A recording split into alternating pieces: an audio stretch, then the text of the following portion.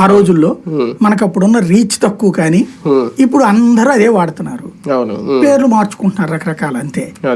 అప్పుడు మనకేంటి man power తక్కువ ఉంది కాబట్టి ఉన్నదాంతో కంటెంట్ చేతిలో ఉన్నదాంతో మనం ఆడిన ఆట అది. న్యూస్ ఆటే అది.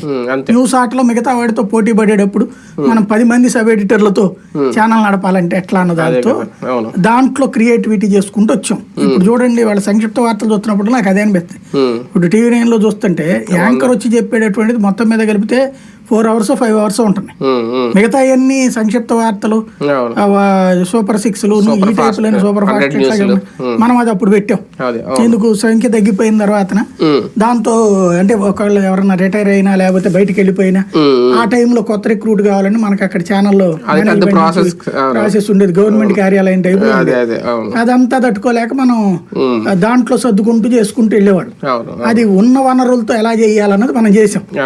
ఇప్పుడు వీళ్ళు ఇన్ని వనరులు ఉంచుకుని ఇది ఎందుకు చేస్తున్నారు నాకు అర్థం కావట్లేదు. అదే గొప్ప విషయం అనేది అర్థం కావట్లేదు. దాన్ని మనం చూసింది, అది మనకు అప్పుడు రీచ్ కూడా పెరిగింది. అందుకే ఛానల్ ఎందుకు ఎప్పటికప్పుడు లైమ్ లైట్ లోకి అలాగే ఫ్రెష్ న్యూస్ వస్తూ ఉండటం ఇట్లాంటి. అట్లాగా ఇప్పుడు అవన్నీ ఇన్స్పైర్ అయినట్టున్నారు రాజకీయ నాయకులు. ఒక యాంకర్ ఇదివరకు మనం స్క్రీన్ మీద ఇట్లా పెట్టి చూపెట్టడం అనేటువంటిది ప్రారంభించాం.